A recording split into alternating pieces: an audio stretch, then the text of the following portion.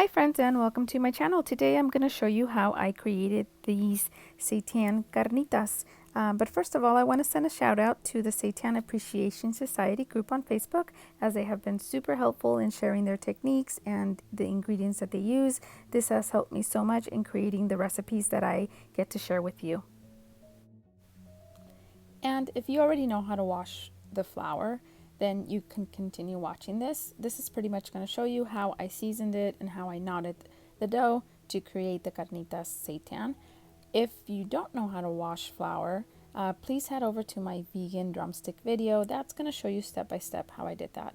Now at this point, I had already made the dough, and in an effort to conserve some water, I just put a little bit of water at the bottom of the bowl so that the dough doesn't stick to it so much.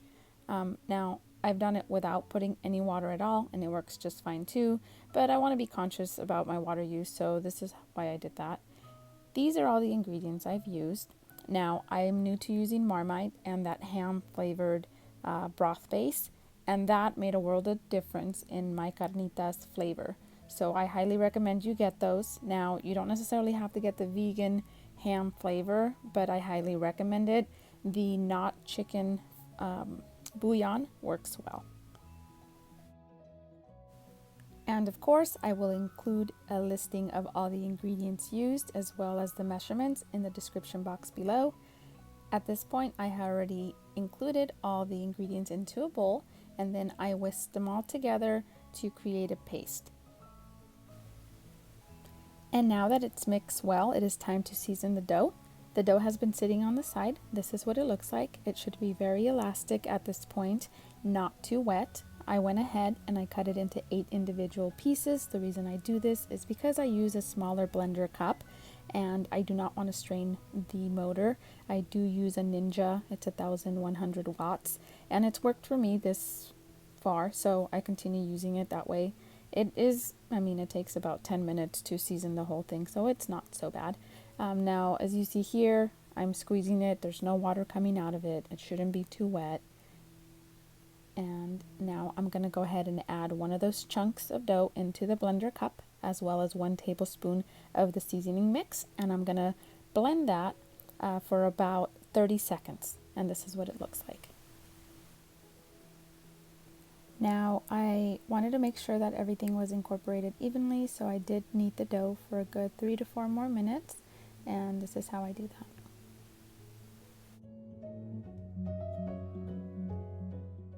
And once the dough is well seasoned, it is now time to rest it for 40 minutes. That's all I rest it for. I normally don't do more than that. So here's what I do. I take the dough, tuck it into itself to create these little dough balls, and then I just let it sit. You could put that into a different container or just leave it on your cutting board, whatever works for you.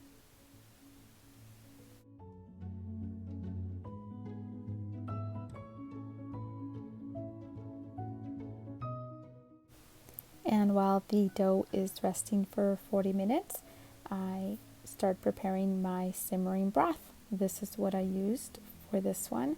My favorite McCormick seasoning blend, 1 tablespoon of that.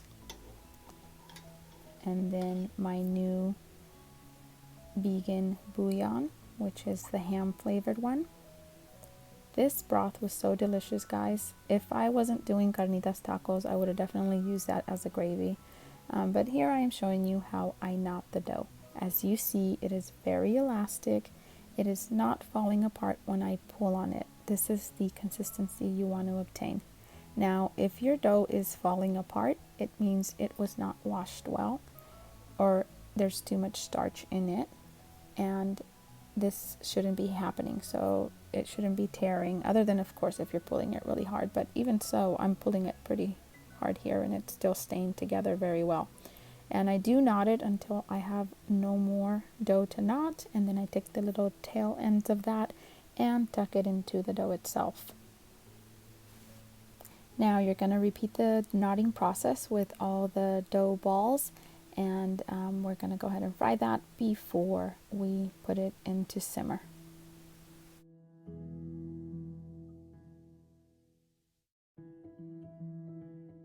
I do want to point out that I had already turned the stove on to start heating the broth that I'm going to simmer the seitan in.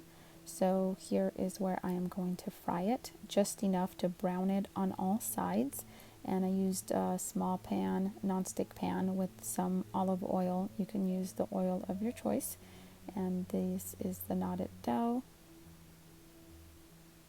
Here it is now in the frying pan, and just turn it constantly until it's nice and brown on all sides.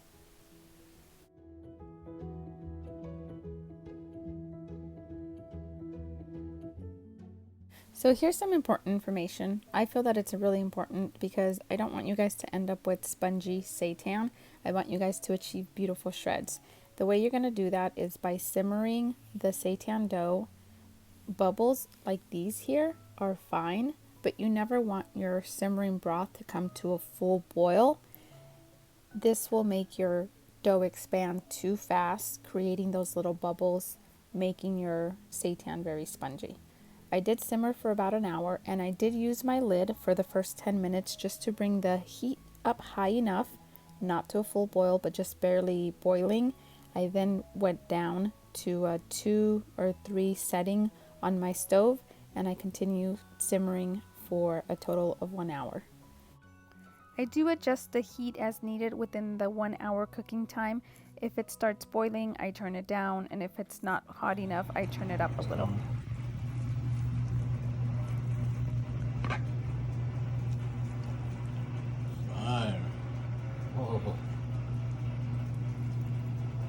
¿Tacos de qué?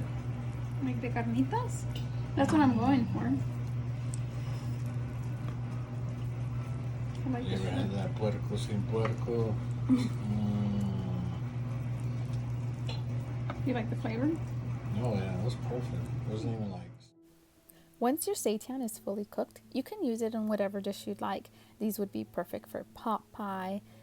They could be cut into little slivers and with some gravy over them. Like I mentioned before, that simmering broth with a little cornstarch in it would make an absolutely delicious gravy. I highly recommend that. I haven't done that myself, but I know it would be so good because the smell in my house with that gravy, I tasted it a spoonful and was like, oh, delicious. This is what they look like once they were browned, and we ate them in tacos. My husband loved them. He rated them a 10 out of 10. We use a rating system at home.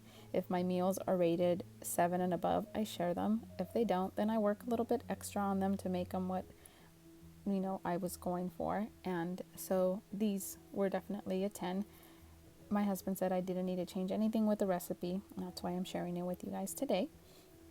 So these are the tacos we had on the first night. Now, this is the only piece of seitan that I was able to save and refrigerate. We normally don't have leftovers, but I kind of put this one away on purpose because I wanted to experiment a little bit more with making carnitas with a little bit of a chewy consistency like you would find in Cueritos, and I use rice paper to do that. This is the gravy, or not gravy, but the simmering broth. I just went ahead and I strained it to remove the garlic and onion pieces, and then I heated it up, put some rice paper in it, rolled my leftover seitan after I had cut it into smaller pieces with that rice paper. I did it as if I was rolling egg rolls. It worked fine. Now I doubled it up because I wanted a very chewy consistency, but you don't have to do 2 layers of that rice paper. 1 is plenty. This is what they look like. It is now time to bake them. I went ahead and I added oil to all sides as they do tend to stick together.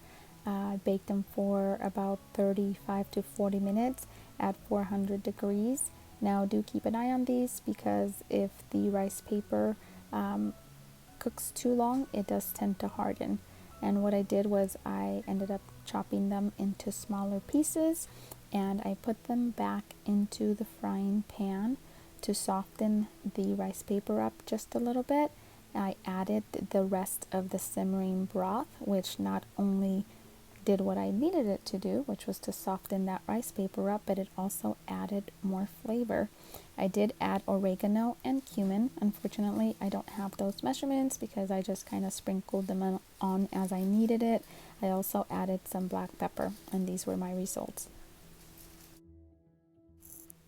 Not only was I really happy with the texture that I got from the seitan, using the rice paper gave me a nice sticky chewy bite, similar to what you would get when eating cueritos. So I was really happy with the results. It also looked really nice when I served it. It looked very much like carnitas. So if you do recreate this, please tag me at Yessie's Plant-Based Diet. I would love to see your results.